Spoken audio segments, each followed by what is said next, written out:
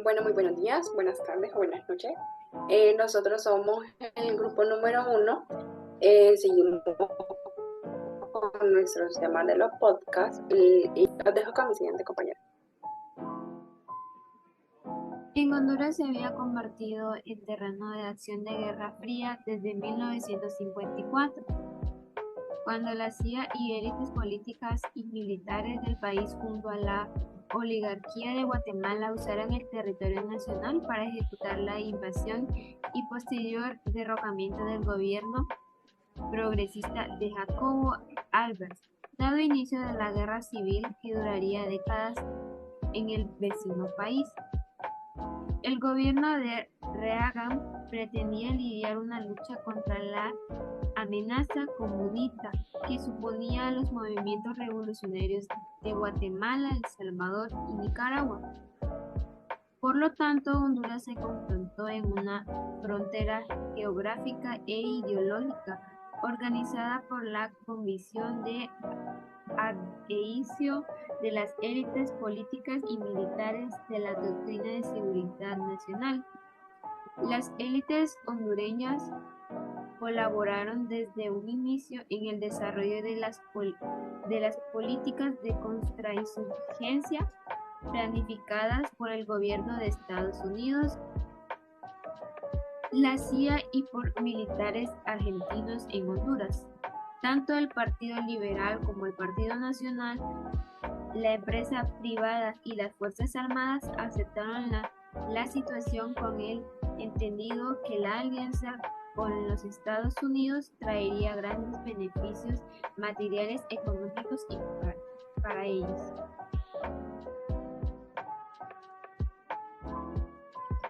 Vaya pues. Bueno, ya.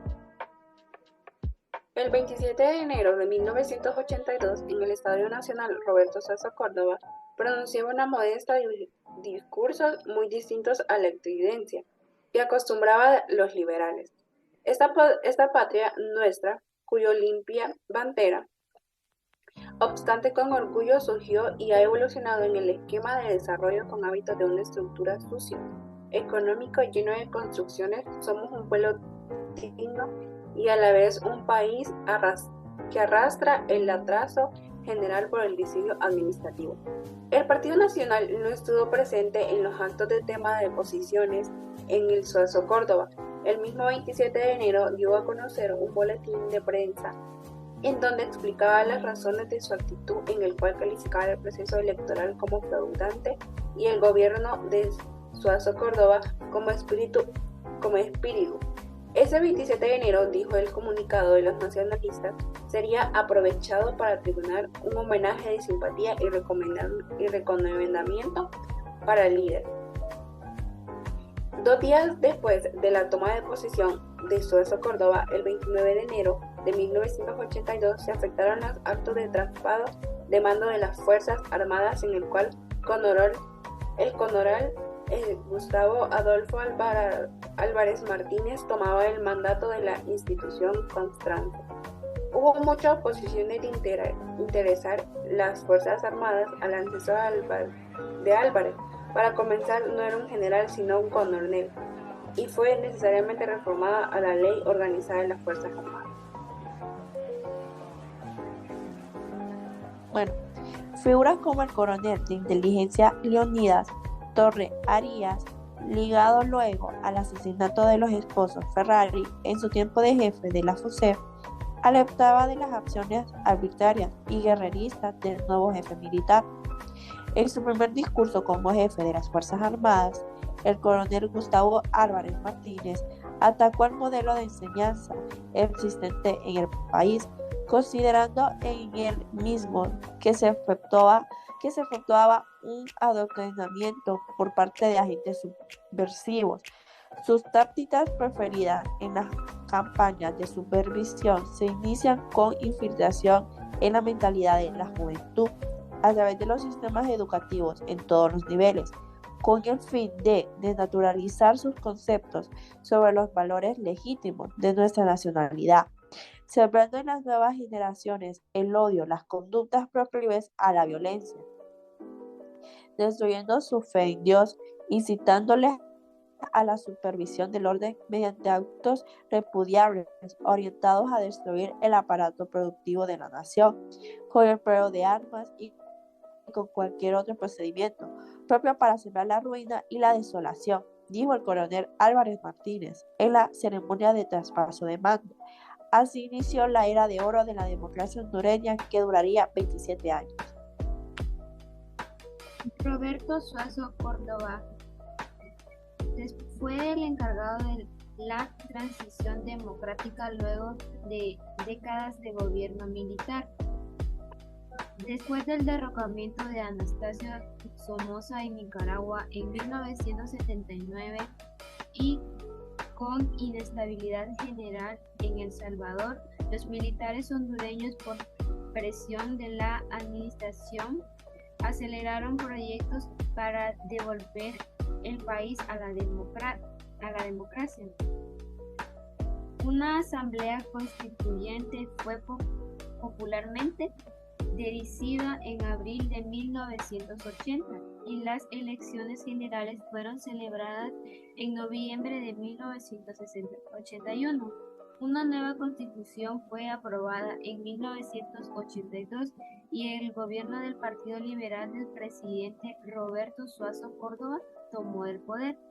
Una elección que ganó por la popularidad del doctor Modesto Rodas Alvarado, que desafortunadamente falleció el 9 de julio de 1979, a quien se le consideraba que sería el próximo candidato presidencial con Suazo Córdoba como vicepresidente.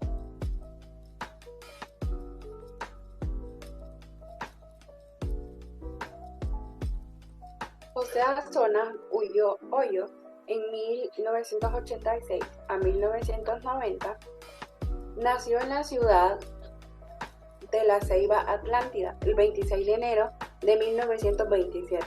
Sus padres fueron José Simón Azona Velaz y Carmen del Hoyo Pérez. Graduado de ingeniero civil en la Universidad Nacional Autónoma de Honduras en 1970. Casado con María Vodka Selva.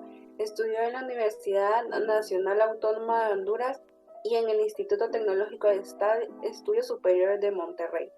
En México, donde estuvo la licenciatura de Ingeniería Civil, especializándose y viviendo y planificando y desarrollando urbanísticamente.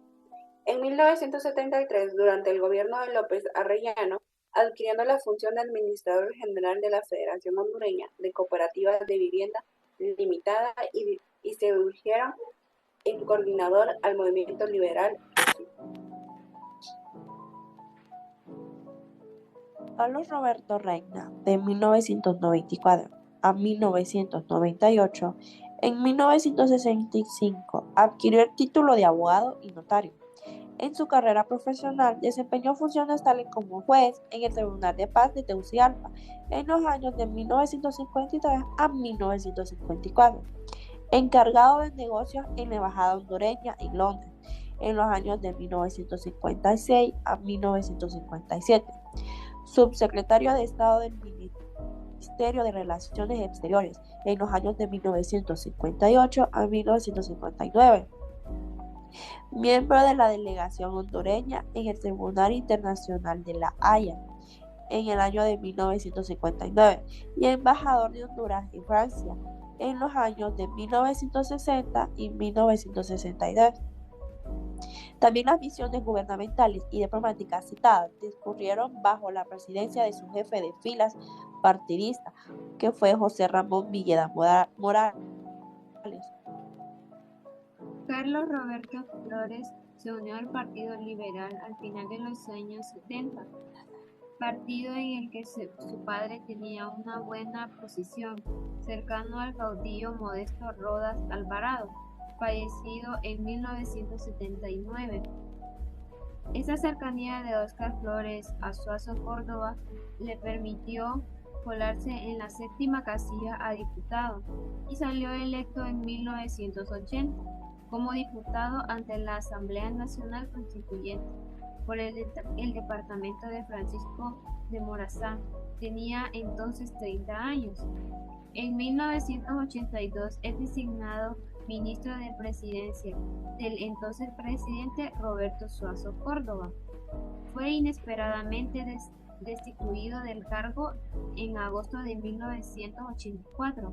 No obstante de ser señalado como uno de los hombres fuertes del Ejecutivo, como Suazo Córdoba, Carlos Flores y su padre Óscar Flores pertenecían al movimiento liberal rodista.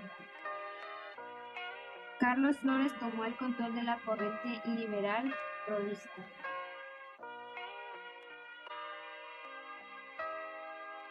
Ricardo Maduro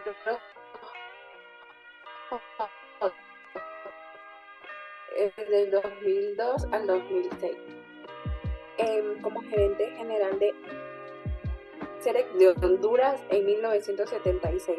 Asumió la dirección ejecutiva de inversión en La Paz, en un grupo familiar de empresas con interés en diferentes sectores como el pesquero, el hotelero, el negocio de distribución o importación-extracción. Justo con otros emprendedores hondureños, también constituyeron el Grupo Roble Respondedores de todo el país. Fundó las empresas de cultivos de Honduras, Granjas Marinas, San Bertano. Comercialmente, Automundo, Fungi de Honduras, Banco de la Producción, Supermercados Todos, Centros Comerciales, Multiplazas y Hoteles, Camino Real Internacional. José Manuel Zelaya Rosales, en los años de 2006 al 2009, fue la acumulación de experiencia de lucha del movimiento popular y la sociedad civil, ganando terreno desde la crisis que abrió el huracán Mitch 10 años antes y el temor de la clase gobernante, sumamente conservadora y con un ADN anticomunista, que vio en el chavismo de la Revolución Bolivariana y el triunfo del Frente Sandinista de Liberación Nacional en Nicaragua. La pérdida de sus beneficios de clase y el peligro sobre la estabilidad de instituciones claves para contener el descontento social, como las Fuerzas Armadas, que venían recuperando territorio desde que el presidente Carlos Roberto Reina comenzó a desplazarlos de la vida política en 1994. Y fue también la personalidad caótica e irreverente del mismo Manuel Zelaya Rosales, que aferrándose a las élites de su partido se fue quedando solo, aislado de las instituciones necesarias para la gobernabilidad, haciendo indispensable para su sobrevivencia política su alianza con una base radicalizada, descontenta con las élites que veían la promesa de una Asamblea Nacional Constituyente, la salida mágica a todas las crisis.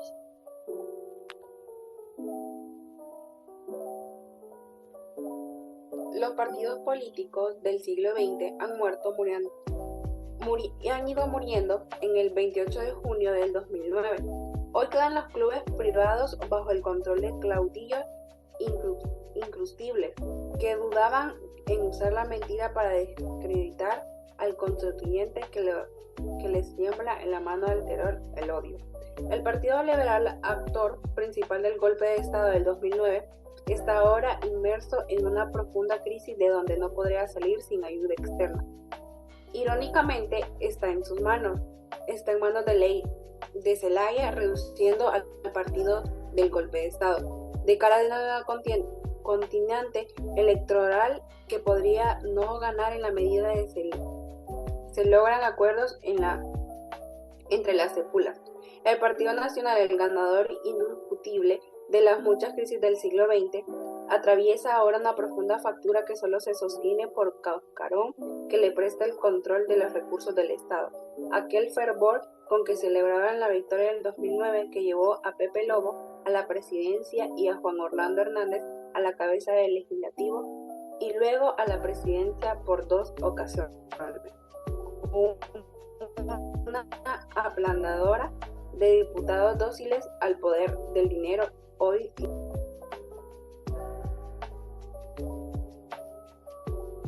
Esto es todo de nuestra parte. Espero que les haya sido de su agrado, ya que en nuestro podcast teníamos la misión de poder impartirles un poco sobre la historia de Honduras. Muchas gracias.